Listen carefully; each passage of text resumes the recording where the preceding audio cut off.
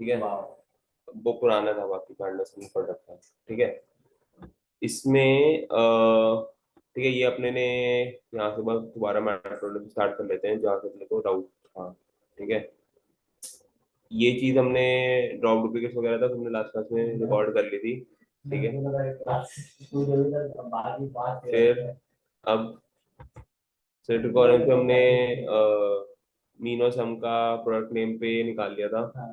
ठीक है, अब ये भी हमने लास्ट क्लास में देख लिया था। ठीक है, नेक्स्ट चीज जो हमारा होगा, हमने यहाँ पे ड्रॉप कॉलम्स कर दिए थे। ठीक है, सीधा सीधा कि हाँ ये दोनों लॉग यूनिट वाइज और डिस्काउंट वो कॉलम हमने ड्रॉप कर दिए थे, इंडेक्स कॉलम। ठीक है, यहाँ से ओरिजिन से। ठीक है, फिर हमने एक नया कॉलम क्रिएट करा डिस्काउंट का, असाइन करके टेंटेड वैल्यू सब में असाइन हो गई। ठीक है, डिस्काउंटेड वैल्यू में टोटल प्राइस और इंटू डिस्काउंट डिवाइड बाय 100 कर दिया। ठीक है, तो हमारे एक डिस्काउंटेड वैल्यू करके एक नया वो बन गया कॉलम। ठीक है, फिर हमने प्राइस कैटेगरी करके एक वो बनाया, प्राइस कैटेगरी में लो मीडियम और ये, ठीक है, हाई, इन सब की एक तीन बाइफर्केशन बना दी। ठीक है, अप्लाई कर दिया फंक्शन कैटेगराइज प्राइस को, जिसमें हम जो प्राइस की वैल्यू जा रही है वो आपकी यूनिट प्राइस जा रही है। ठीक है, इसको जब हम वो करेंगे तो हमारा नया कॉलम बन गया प्राइस कैटेगरी करके। ठीक है, उसके अंदर लो मीडियम हाई तीन हमारे बाइफर्केशन हो गए। ठीक है, तो लो मीडियम हाई तीन बाइफर्केशन हो गए ऑन द बेसिस ऑफ आपका यूनिट प्राइस। ठीक है, अब यहाँ पर आज जो मेन हमारा स्टार्ट हुआ था वो था हमारा प्लॉट्स बनाना। ठीक है, ये हमारा बन गया पहले दिन बाय बार। हाँ, हिस्टोग्राम 6,3 हमारी बनती है, जो फिगर साइज यहाँ पे लिखा ही हुआ है कि हमारी जो डायमेंशन हाइट और विड्थ बनाना होता है वो है। ठीक है, फिर हाँ, वो हम नीचे लिख रहे हैं, यहाँ पे काइंड में बार लिखा है और पाई चार्ट लिखा। स्टार्टिंग में हमने हिस्टो लिख दिया ना, दो दोनों के सेम ही तरीके हैं, बस डिस्टेंस इंडेक्स है। ठीक है, अब हिस्टोग्राम में हमने यूनिट वाइज का हिस्टोग्राम बनाया, बिन्स डिसाइड करे 10-15 जो भी है, कलर हमने डिसाइड करा, एज कलर हमने डिसाइड करा। ये सारे पैरामीटर्स कभी भी चेंज हो सकते हैं, शैडो डालना है, ये करना है, वो करना है, उसके ऊपर है। ठीक है, फिर टाइटल बनाया डिस्ट्रीब्यूशन ऑफ यूनिट वाइज, ये हमारा जो प्लॉट का टाइटल है। ठीक है, एक्स लेवल और वाई लेवल, एक्स लेवल मतलब यूनिट प्राइस आपका एक्स में आ जाएगा और वाई में आपका फ्रीक्वेंसी आ जाएगा। ठीक है, अब नेक्स्ट में और हमारा प्लॉट डॉट शो उसको प्लॉट को शो कर देता है। ठीक है, ये सारी जो है इसकी इंफॉर्मेशन है, इसको आराम से पढ़ भी सकते हो, कोई इसमें वो नहीं है। ठीक है, नेक्स्ट अपना था बार प्लॉट, इसमें हमने yellow green blue cyan colour यहाँ पे डिसाइड करे। ठीक है, यहाँ पे भी आप 100 चीजें और कर सकते हो। ठीक है, कैटेगरी और टोटल प्राइस का सम हो रहा था यहाँ पर। ठीक है, ये हमारा जो मेन से जो है यहाँ पे कंसेप्ट इम्पोर्टेंट है।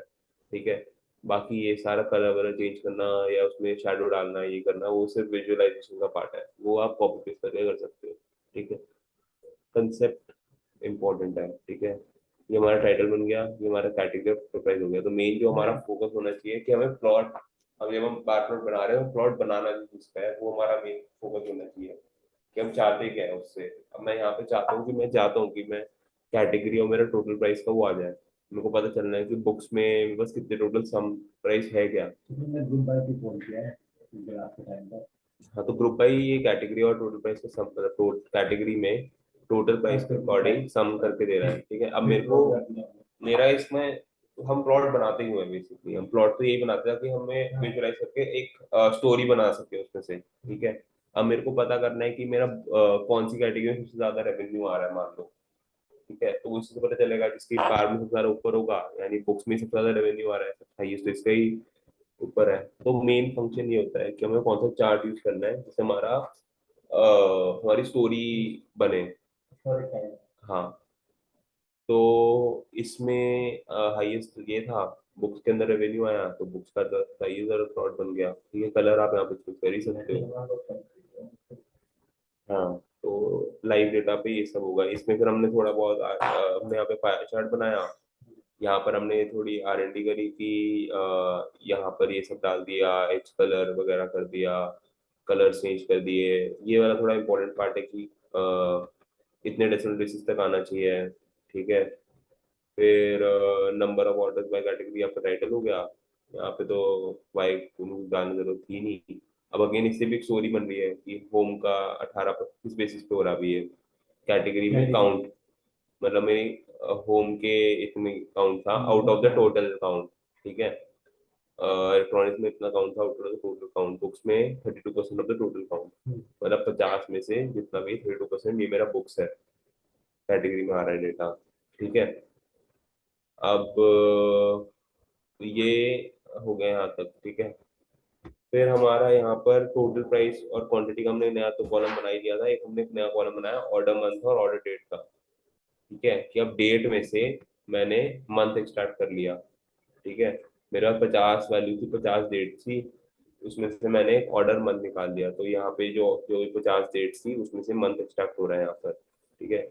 0123 0123 सबका मंथ एक्सट्रैक्ट हो जाएगा, ठीक है। अब इसको मैं यूज कर सकता हूँ और उसमें करने के लिए, अब मेरे को यहाँ पे स्टोरी ये बनानी है कि मेरा वो क्या है, मेरा कौन से मंथ में मेरा प्राइस सबसे ज्यादा हुआ है, ठीक है। तो मेरा फर्स्ट मंथ और सेकंड मंथ में मेरा प्राइस ज्यादा हुआ है, ठीक है। तो ये एक नई स्टोरी बन गई कि कैटेगरी तो ठीक है, कौन से मंथ में ज्यादा वो हुआ है, ठीक है। ठीक है, तो ये हमारा ये हो गया, ठीक है। नेक्स्ट हम देखते हैं बार प्लॉट देखें तो अगर इसका ग्रुप से data frame by order month and calculate the mean unit price for each month, ठीक है। ठीक है।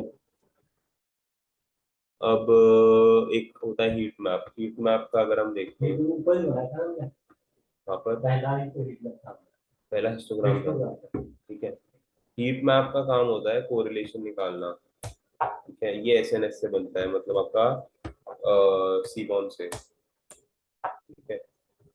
अब इसमें क्या है कि मेरा क्वांटिटी, यूनिट प्राइस और टोटल प्राइस का कोरिलेशन क्या है, स्टार्ट्स का कंसेप्ट है, कभी अकेले में जाकर पढ़ना हो तो पढ़ सकते हो, बट पॉइंट बेसिकली कोरिलेशन का जो फंक्शन है उसका यही होता है कि मेरा क्वांटिटी, यूनिट प्राइस और टोटल प्राइस में एक दूसरे में कितना कोरिलेशन है, ठीक है।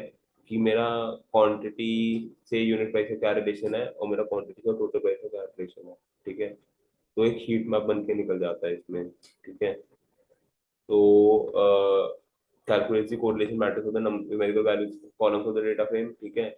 यूज सीबॉन्स हीट मैप फंक्शन, ठीक है। ये मैट्रोलिब से नहीं बन रहा है हमारा, सीबॉन से बन रहा है, ठीक है। एसएनएस डॉट हीट मैप, ठीक है। और एसएनएस हमने स्टार्टिंग में इंपोर्ट करा दिया था, तो सीबॉन से बनता है हमारा एसएनएस। अगर मैं देखूँ यहाँ पर आपको, यहाँ पे मैंने इंपोर्ट करा रखा है, इंपोर्ट सीबॉन एज एसएनएस, ठीक है।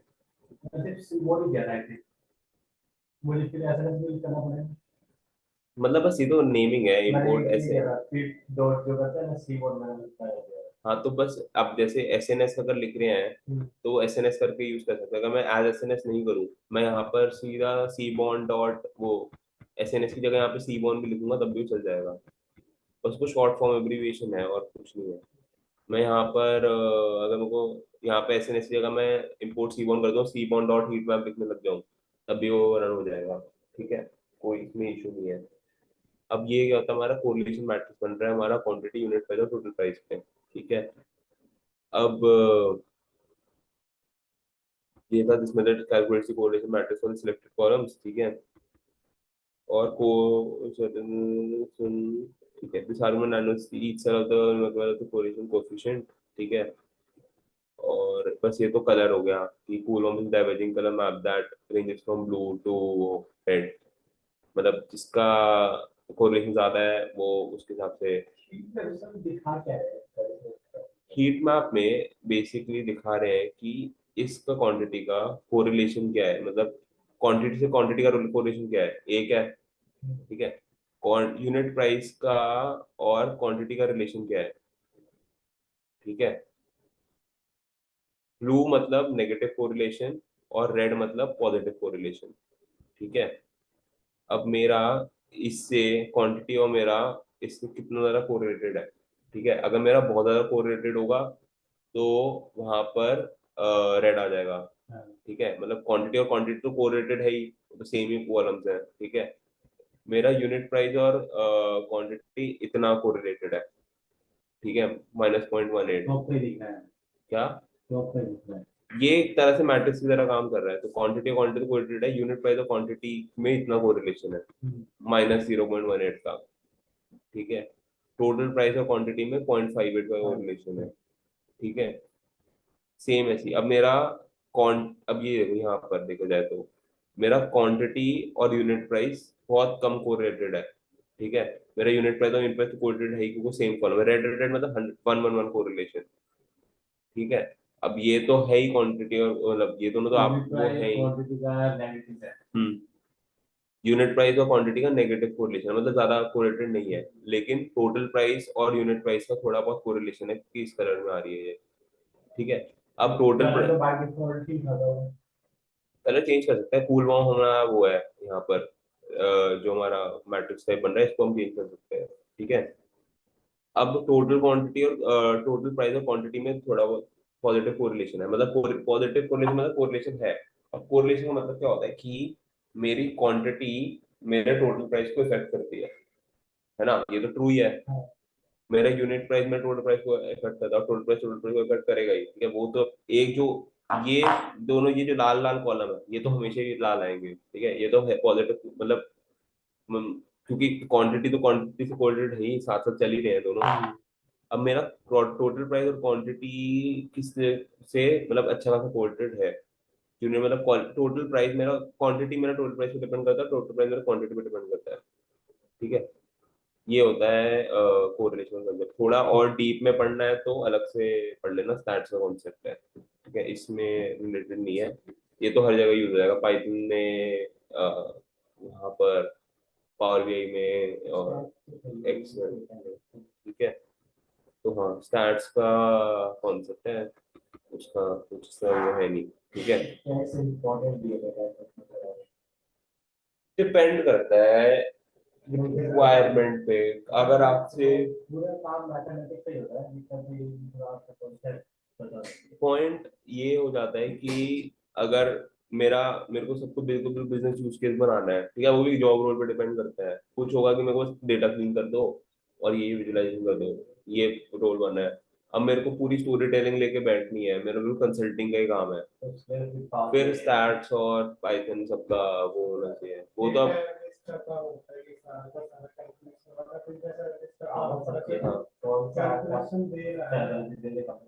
तो भाई ऐसा कुछ जनरली स्टैट्स वाला आपसे मांगते नहीं है, बट हाँ, पता होना चाहिए चीजों तो बेटर ही है जैसे। ठीक है, बाकी तो लाइन वेट है 0.5, ये कम ज्यादा करते हो तो लाइन वेट का कम होता रहेगा। ठीक है, फिर काउंट प्लॉट, फिगर का साइज है 10,6, नॉर्मल कुछ है नहीं इसमें।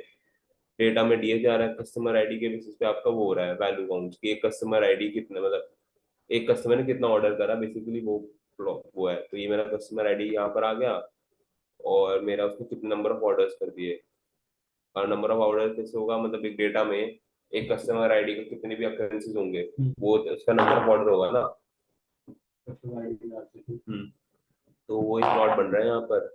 कस्टमर आईडी की वैल्यू काउंट हो रहा है, कितने ज्यादा कस्टमर आईडी हैं, और उसका और कस्टमर आईडी का प्लॉट बन रहा है। ठीक है, तो वो मैटप्लोलिब या फिर सीमोन एक पार्ट ऑफ ये है, बट मेन प्रोसेस आपका जो इम्पोर्टेंट पार्ट आता है कि पांडास की क्लीनिंग, वो सबसे ज्यादा इम्पोर्टेंट है। ठीक है, उससे ज्यादा मेजर वो वो भी ज्यादा इम्पोर्टेंट है, फाइल रिपोर्ट करना तो इम्पोर्टेंट है ही। तो पांडास की डेटा क्लीनिंग सबसे ज्यादा इंपॉर्टेंट है, इसलिए इसको दो क्लास तक के। अब ये उसी डेटा को हम मैट्रोलिब में डाल रहे हैं, उसी डेटा को हम मशीन लर्निंग में डाल सकते हो, बट पहले तो आप क्लीन करोगे ना, वो सारा काम पांडास में होता है। ठीक है, ये तो सिंपल सा प्लॉट था। इसमें हमने ऑर्डर आईडी और कस्टमर आईडी और नंबर ऑफ ऑर्डर्स का प्लॉट बना दिया। ठीक है, अब इसमें ये था टोटल सेल्स ओवर टाइम का प्लॉट। ठीक है, एक लाइन चार्ट बन रहा है, इसमें एक टोटल सेल मंथ का, नीचे मंथ का डेट है सारी, यहाँ पर आपका टोटल सेल्स है। ठीक है, सेल्स कैलकुलेशन कैसे हो रहा है। ठीक है, सेल्स का वही है, टोटल प्राइस पर हो रहा है, ठीक है। तो इस ऑर्डर डेट पे टोटल सेल्स क्या थी, मतलब टोटल प्राइस क्या था, वो है। तो एक प्लॉट बन के आ रहा है, लाइन प्लॉट, कि भाई इस डेट पर इतनी टोटल सेल्स थी, फिर उसका अगले दिन बढ़ गई, फिर थोड़ी और बढ़ रही, फिर हाँ वही। तो मेरा एक बेसिकली मेरे टोटल सेल्स क्या थी उस पर्टिकुलर डे पे। हाँ हाँ, तो ये भी एक इम्पोर्टेंट प्लॉट हो सकता है, ठीक है, कि मेरा सेल्स का और मेरा वो है।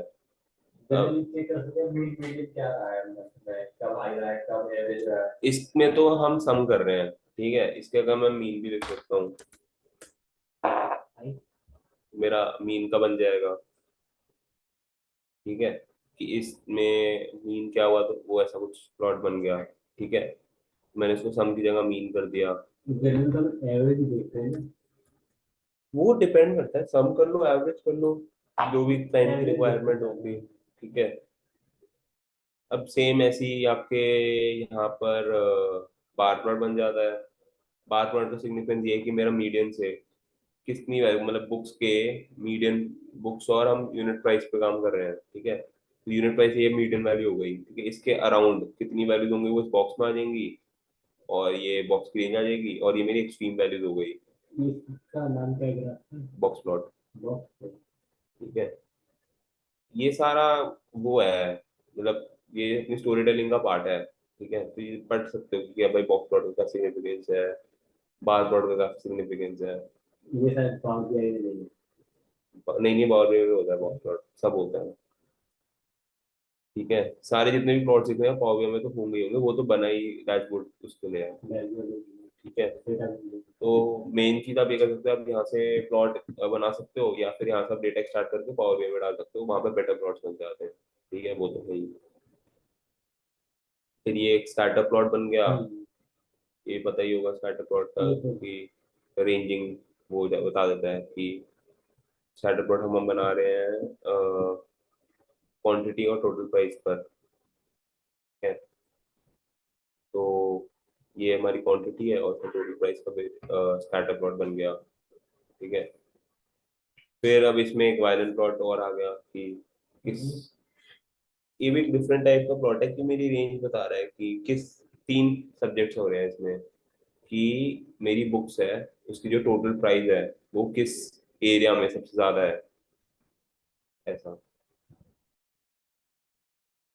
तो ये मैं समझ गया कि क्या समझ रहे हैं, क्या इसमें अभी क्या मतलब से क्या मतलब देख सकते हैं, किसके लिए बता सकते हैं, बेसिकली हर एक उसकी, या ये ना आपको एक सीधी सी रिक्वायरमेंट आएगी उससे, कि मेरे को ये वाला प्लॉट चाहिए, मेरे को ये वाला प्लॉट चाहिए, या तो जब आप स्टोरी टेलिंग का एक अलग कंसेप्ट होता है कि आप एक डेटा से स्टोरी कैसे निकाल सकते हो, ठीक है। तो समझ में नहीं आ रहा इसमें जो नीचे आ रहा है, जो लास्ट में बताइए, इसमें हम कैसे कर रहे हैं, किस रिलेशन में बुक का क्या दिखा रहे हैं। यार इसमें ये है कि मेरा बुक्स है, ठीक है, उसका टोटल प्राइस वेरी कर रहा है इतने रेंज में, ठीक है। एक मीडियम प्राइस है ये, यहाँ पर ये जो डॉट दिख रहा है, ठीक है। अब इस डॉट के अराउंड कब, मतलब ज्यादा क्वांटिटी इस प्राइस रेंज के अराउंड ही है, मतलब मान लो ये मेरा 350 रुपए की बुक होगी, ठीक है। तो 350 के अराउंड ही मेरा टोटल प्राइस, सारा प्राइस यहाँ पे लाई करता है, ठीक है। मतलब होगा 300, मतलब यहाँ पे 220 का होगा, यहाँ वो हो गया। मतलब बेसिकली देखा जाए तो ये जो रेंज है, यानी आपकी कितनी है ये, 100 या 60-70 रुपए होगी ये, 60-70 रुपए से लेकर 700-650 रुपए के आसपास, इस रेंज के अगेन ही मेरा सारा बुक्स का डेटा फैला हुआ है, ठीक है। इस रेंज पे मतलब 400 से 420 की रेंज पे थोड़ा ज्यादा डेटा है, ठीक है, यहाँ पे क्योंकि फूला हुआ है। ये 150 से 200 की रेंज पे ज्यादा डेटा है, और ये मेरी यहाँ पर ये जो है मेरी कुछ मीडियन वैल्यू होगी, मीन वैल्यू होगी यहाँ पर 400 के 380 के आसपास, ये मेरा डेटा सेट बताता है, ठीक है।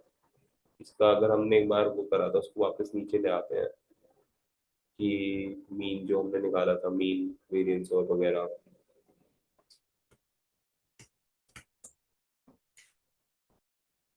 मीन कैटेगरी वाइज मीन निकाला था ना।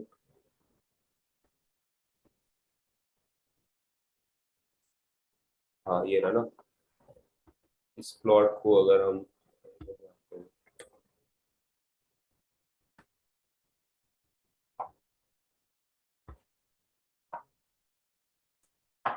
ये देखो अब बुक्स में यही हो रहा है कि टोटल प्राइस पे शायद मैंने नहीं निकाला था, दूसरी कॉलम पे यूनिट प्राइस पे निकाला था, बट चलो जो भी है। अब इसका मीन ये देखो 309 के आसपास है, ये आपका मीन यहाँ पे आ रहा है। ठीक है, और उसके अराउंड ही आपका सारी वैल्यूज आ रही हैं। अब ये देखें तो इलेक्ट्रॉनिक्स का मीन 248 के आसपास है, तो यहाँ पे 248 के आसपास बन रहा है। और इसके अराउंड मतलब 248 के आसपास ही सारी वैल्यूज हैं इस रेंज में, इसलिए यहाँ से मोटा हो गया है। ठीक है, इसका मैं, ये तो इसका मीन ही दिखा रहा है ना, तो टू, हाँ तो ये इस रेंज में कुछ ज्यादा वैल्यूज होंगी इसकी क्लोथिंग की। मीन के आसपास ही होनी चाहिए 316। 316 ही है वैसे देखा जाए तो, ग्राफ में देखेंगे। अंदर डेटा शो नहीं कर सकता है जो दिखा रहा हो। इसको भी चेंज कर ही सकते हैं कि कितने कितने लेवल पर हमें इसको वो चाहिए, वो भी कर सकते हैं, बट ये है कि 316। डेटा जोन दे सकता है। हाँ डॉट है वहाँ पे क्या है value, dot I don't think dot की वैल्यू यहाँ पे दिखा सकते हैं, बट हाँ ये वाले जो लेबल्स है ना 200 500 400 ये हाँ इसको और बढ़ा सकते हैं। बट मेन देख, अगर इसमें से अगर मैं स्टोरी टेलिंग देखना चाहूँ तो ये देखो कि 309 मीन है मेरा डेटा का।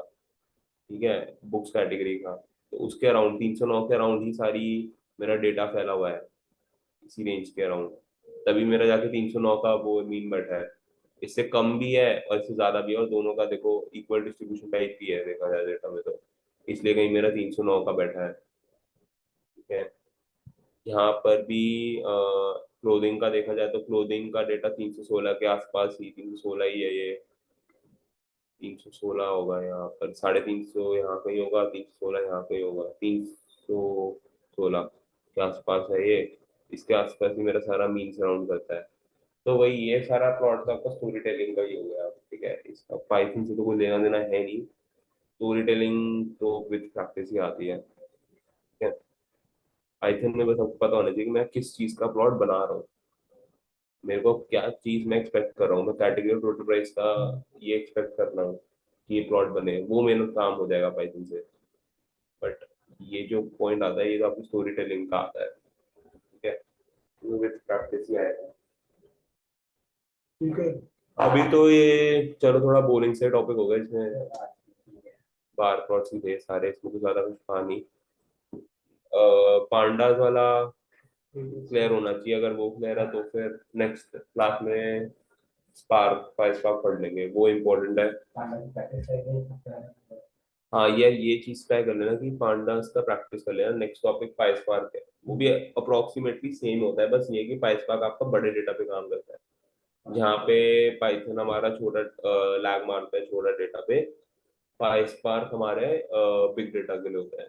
ठीक है, मतलब करोड़ और करोड़ ऑफ डेटा होता है, तो वहां पर हमारा पाई स्पार्क काम आता है। ठीक है, थोड़ा सिंटेक्स अलग होगा, थोड़ा थोड़ा बहुत ही फर्क होगा, बट अगर ये कंसेप्ट क्लियर है तो पाई स्पार्क आराम से निकल जाएगा। ठीक है, तो 2 क्लास का टॉपिक हो जाएगा, 2 क्लास में पाई स्पार्क कर लेंगे अपने। ठीक है, अपने पास अभी बफर क्लास पड़ी है एक्स्ट्रा। ठीक है, मेन सिलेबस तो निकल ही गया है, 2 क्लास का, एक रेस्ट एपीआई वाला पार्ट है और 2 पाइप मतलब 3 क्लास और हो जाएंगी। एक क्लास में बता सकते हो कुछ टॉपिक कवर करना है एक्स्ट्रा, तो कवर अलग कर लेंगे, वो कुछ नहीं है। या तो प्रोजेक्ट को 2 क्लास में डिवाइड कर सकते हैं। प्रोजेक्ट का एक काम करेंगे, मैं 1-2 वीक पहले यानी परसों, मतलब नेक्स्ट संडे क्लास में एक प्रोजेक्ट का ना प्रॉब्लम स्टेटमेंट निकाल दूंगा।